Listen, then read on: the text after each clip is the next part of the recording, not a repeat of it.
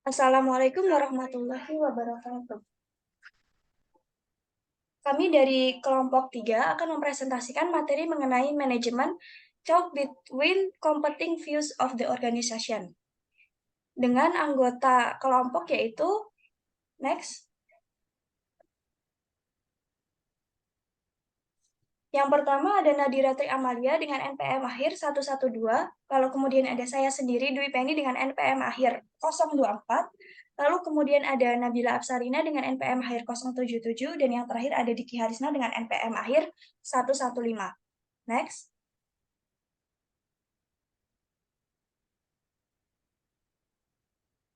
Tujuan pembelajaran dari materi ini sendiri yaitu adalah yang pertama untuk memahami adanya dasar pandangan manajemen yang dapat bersaing, lalu yang kedua, memahami persaingan manajemen dalam manajemen sumber daya manusia, yang ketiga, memahami restrukturisasi permanen manajemen, yang keempat, memahami pandangan berbasis sumber daya versus perusahaan sebagai nexus of contracts, dan yang terakhir, memahami prospek manajemen di masa depan. Next.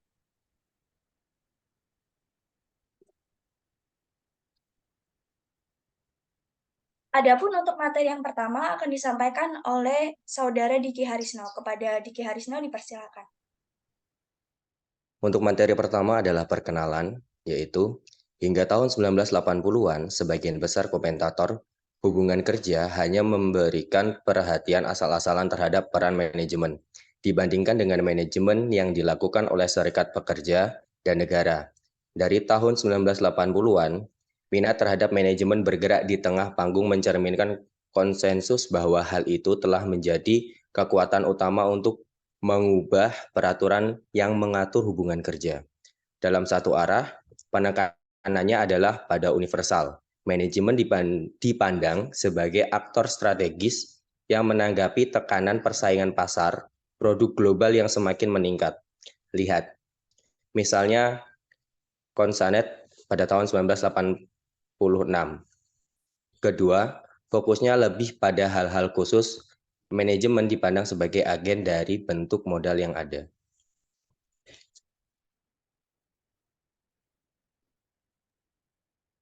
Baiklah, terima kasih kepada Saudara Diki Harisno. Untuk materi yang selanjutnya akan disampaikan oleh Saudari Nabila Apsarina. Kepada Nabila dipersilahkan. Baik, terima kasih moderator. Materi selanjutnya yaitu tentang Human Resource Management, kasus yang lebih sama. Artinya adalah Human Resource Management turut terlibat dan terpengaruh dalam pandangan persaingan dengan organisasi. Pengakuan bahwa ketenagakerjaan tidak berlaku secara otomatis dan melibatkan hubungan manajerial serta hubungan pasar merupakan ciri pembeda utama dari analisis hubungan ketenagakerjaan. Artinya adalah di sini pekerja itu tidak menjual pekerjaan mereka dalam jumlah terbatas, seperti yang mereka lakukan dalam kontrak pekerjaan. Sebaliknya, pekerja itu menjual kemampuan mereka untuk bekerja atau sebagai tenaga kerja, sehingga memotivasi karyawan untuk melakukan apa yang diinginkan manajer bukanlah hal yang mudah karena pekerja merupakan manusia yang bisa menuntut. Oleh karena itu, pekerja membutuhkan sebuah organisasi yang dapat membantu mereka dalam menyampaikan rasa khawatir dan keinginan mereka kepada perusahaan, dan perusahaan harus belajar akan hal itu.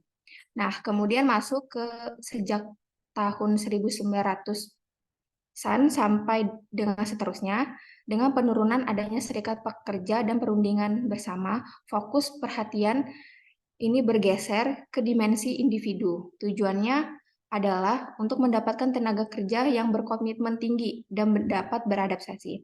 Konsensus luas lainnya tampak muncul di antara para analisis, pemerintah, dan lembaga internasional tentang perlunya menjauh dari struktur kontrol hierarki, birokrasi, dan spesialisasi tradisional. Titik awalnya yaitu adanya pengakuan bahwa manusia ini bukan sekedar salah satu faktor produksi uang dan mesin saja, tetapi manusia atau tenaga kerja ini merupakan sumber utama keunggulan kompetitif. Kemudian memasuki milenium baru, semakin ketatnya persaingan atau tekanan terhadap sumber daya yang langka, ditambah lagi dengan semakin pentingnya gagasan organisasi berbasis pengetahuan atau ekonomi pengetahuan yang seharusnya memperkuat hal yang menyangkut tenaga kerja. Sehingga ada dua hal yang perlu disiapkan pada era milenium saat ini, yaitu pertama, organisasi kerja. Aturan dan manajemen dalam organisasi kerja saat ini jelas berbeda dengan yang dulu, seperti halnya fleksibilitas rantai pasokan real time saat ini dan kemampuan menyediakan pelayanan pelanggan 24/7 hari. Perusahaan akan menemukan banyak ritual manajemen saat ini sedikit berubah dari yang sudah diatur dahulu. Hierarki mungkin menjadi lebih datar, tetapi mereka tetap harus diharapkan patuh dalam mengambil keputusan eksekutif. Manajer tingkat bawah ini juga masih ditunjuk oleh manajer yang lebih senior. Kemudian strategi ini masih juga ditetapkan pada senior yang di atas, menurut Hamel pada tahun 2007. Kemudian hal yang perlu disiapkan lagi yaitu ada kebijakan dan praktik SDM-nya. Yaitu pertama ada pendekatan strategi. Mengubah atau merancang suatu kebijakan dan praktek SDM ini tidaklah mudah. Banyak pertimbangan yang harus dipikirkan, mulai dari pertimbangan akan pekerjanya tersebut dan juga perusahaan sebagai pemberi kebijakan. Jelas kebijakan dan praktik SDM harus menguntungkan kedua belah pihak yang terlibat. Oleh karena itu, adanya pendekatan tertentu, yaitu pendekatan strategis, yaitu kebutuhan manajemen untuk membentuk pendekatan yang lebih terintegrasi untuk hubungan kerja telah menjadi tema konstan sejak publikasi laporan Donovan Royal Commission pada tahun 1968, 4 dekade yang lalu. Laporan ini berisikan 4 temuan penting dari pendekatan strategis. Yang pertama, yaitu tidak ada hubungan yang jelas antara ukuran strategi MSDM dan strategi pasar produk kualitas. Tampaknya tidak terlalu penting dalam konteks ini. Kemudian terdapat hubungan positif antara langkah-langkah pendekatan strategis dan jumlah perubahan yang dilakukan manajemen di tempat kerja. Jadi semakin banyak perubahan yang dialami, maka semakin besar kemungkinan pendekatan strategis terhadap MSDM ini berhasil. Kemudian yang ketiga, terdapat pula hubungan positif antara langkah-langkah pendekatan strategi dengan biaya tenaga kerja. Jadi tempat kerja yang biaya tenaga kerjanya ini melebihi setengah pendapatan penjualan atau biaya operasional secara signifikan, ini tuh mungkin lebih memiliki rencana strategi yang mencakup manajemen sumber daya manusia, melibatkan manajer spesialis dan persiapannya, kemudian memiliki kualifikasi LIP dibandingkan dengan tenaga kerja yang biaya tenaga kerjanya itu lebih rendah. Kemudian yang terakhir 4, skor yang lebih tinggi pada indeks integrasi sumber daya manusia juga dikaitkan dengan tingginya insiden layanan yang dikontrak. Sekian materi dari saya kembalikan ke moderator. Baik, terima kasih kepada Saudari Nabila yang telah menyampaikan presentasinya. Untuk materi yang selanjutnya akan disampaikan oleh Saudari Nadira. Kepada Nadira dipersilakan. Baik, terima kasih moderator atas waktunya. Materi selanjutnya yaitu tentang restrukturisasi permanen. Restrukturisasi ini adalah istilah manajemen perusahaan untuk tindakan mereorganisasi struktur hukum, struktur kepemilikan, struktur operasional, atau struktur lainnya dari sebuah perusahaan, agar perusahaan tersebut dapat lebih menguntungkan atau sesuai dengan kebutuhan. Nah, restrukturisasi permanen ini dapat melibatkan berbagai tindakan, seperti penyesuaian struktur, optimasi proses, pengembangan karyawan, pemilihan dan pengembangan teknologi, pembaruan strategi bisnis. Nah, restrukturisasi permanen ini mengacu pada perubahan signifikan dalam struktur dan operasi organisasi yang dirancang untuk jangka panjang. Hal ini mungkin melibatkan penggabungan atau pembagian departemen, perubahan dalam hierarki, perubahan dalam tanggung jawab dan wewenang, serta perubahan dalam proses bisnis. Restrukturisasi permanen ini dapat terjadi sebagai respon terhadap perubahan pasar, kebutuhan perusahaan untuk meningkatkan efisiensi, perubahan strategi bisnis, atau faktor-faktor lainnya yang mempengaruhi performa organisasi. Nah, seperti yang saya sebutkan tadi, restrukturisasi permanen ini dapat melibatkan berbagai tindakan, seperti penyesuaian struktur. Organisasi dapat mengubah struktur mereka, misalnya dengan menggabungkan departemen yang serupa, memisahkan unit bisnis yang berbeda atau mengubah bagaimana hierarki berjalan. Yang kedua, optimasi proses. Optimasi proses ini menggunakan organisasi dapat merancang ulang proses bisnis mereka untuk meningkatkan efisiensi dan responsivitas terhadap perubahan pasar. Yang ketiga ada pengembangan karyawan. Restrukturisasi dapat mencangkup pengembangan karyawan seperti pelatihan baru atau perubahan peran untuk memenuhi tuntutan yang baru muncul. Selanjutnya, pemilihan dan pengembangan teknologi. Organisasi sering merespon perkembangan teknologi dengan merevisi strategi teknologi yang mereka punya. Mungkin dengan mengadopsi solusi baru atau meningkatkan infrastruktur teknologi yang ada. Selanjutnya, pembaruan strategi bisnis. Perubahan dalam lingkungan bisnis ini seringkali terjadi dapat mendorong perusahaan untuk memperbarui strategi mereka, yang pada gilirannya dapat menyebabkan restrukturisasi untuk mendukung tujuan baru tersebut. Nah, di Inggris sebagai salah satu pusat keuangan dan bisnis global, telah menyaksikan berbagai macam perkembangan organisasi dan restrukturisasi permanen di berbagai sektor, termasuk perbankan, teknologi, manufaktur, dan masih banyak lagi. Oke, next slide.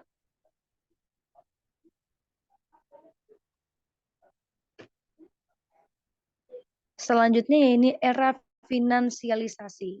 Era finansialisasi ini mengacu pada periode di mana keuangan dan pasar keuangan memainkan peran yang semakin dominan dalam perekonomian. Nah, hal ini mencangkup pertumbuhan signifikan dalam sektor jasa keuangan, termasuk perbankan, asuransi, dan pasar modal. Era ini seringkali terjadi sebagai hasil dari liberalisasi keuangan, deregulasi dan inovasi keuangan yang memungkinkan perputaran modal dan akses ke pasar keuangan secara lebih bebas.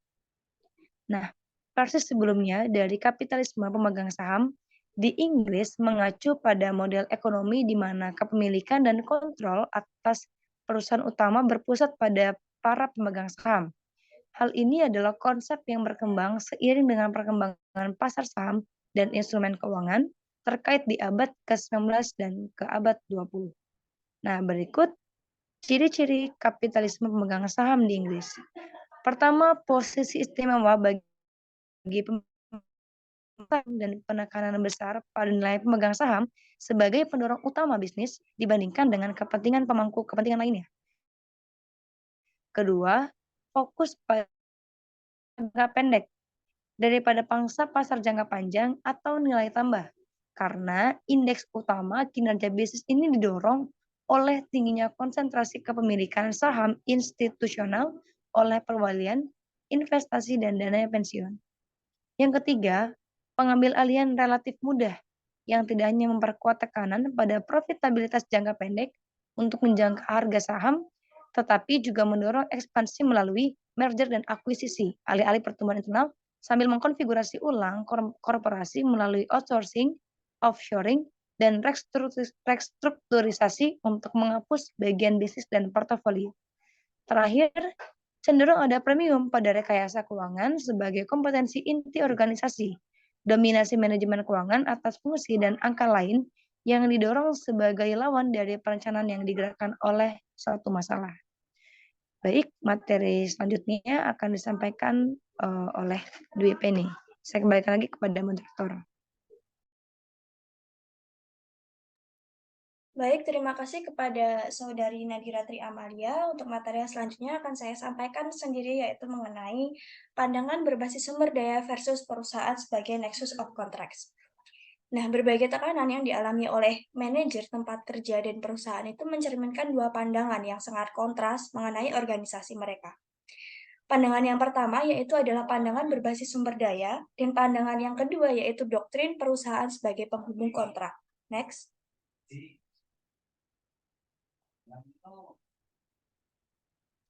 Nah, pada tabel 4.2 ini kita dapat melihat pandangan yang bersaing tentang organisasi kerja. Yang pertama yaitu mengenai berbasis sumber daya, lalu kemudian ada doktrin hubungan kontrak.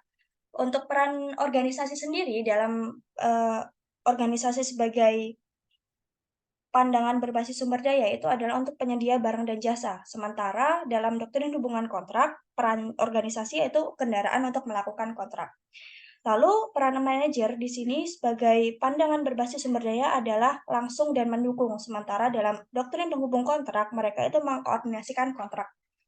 Lalu untuk tanggung jawab sendiri itu di pandangan berbasis sumber daya itu banyak pemangku kepentingan, sementara di doktrin penghubung kontrak itu hanya pemegang saham saja.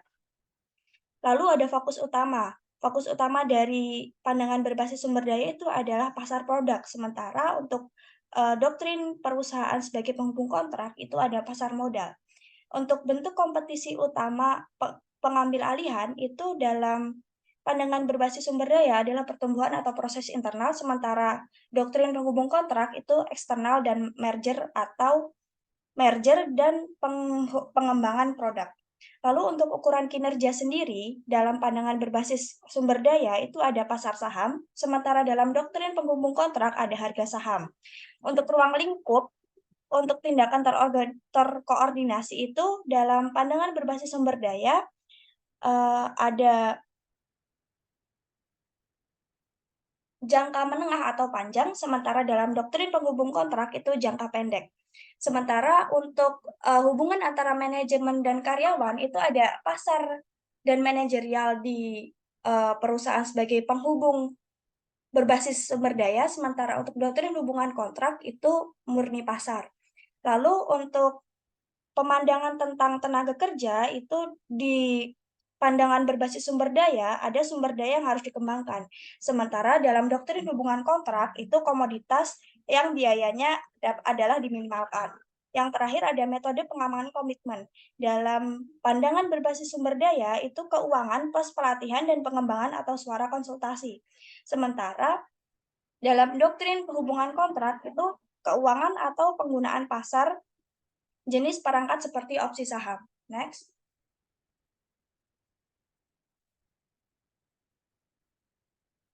Lalu kemudian untuk materi yang terakhir mengenai prospek masa depan. Secara keseluruhan dapat diperkirakan bahwa akan ada pemusatan kembali pada produk dan proses sebagai bentuk utama persaingan dan dalam hal cakrawala, penekanan yang lebih besar pada jangka panjang dibandingkan dengan jangka pendek.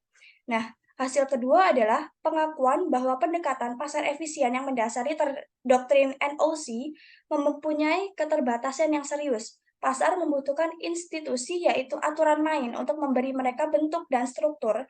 Yang terpenting, membantu memastikan bahwa individu dan bisnis berperilaku dan bertanggung jawab. Next.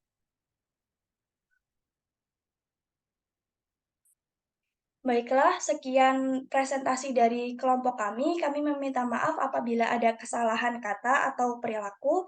Untuk teman-teman yang ingin bertanya, dipersilakan untuk bertanya pada kolom komentar. Terima kasih. Kami akhiri. Wassalamualaikum warahmatullahi wabarakatuh.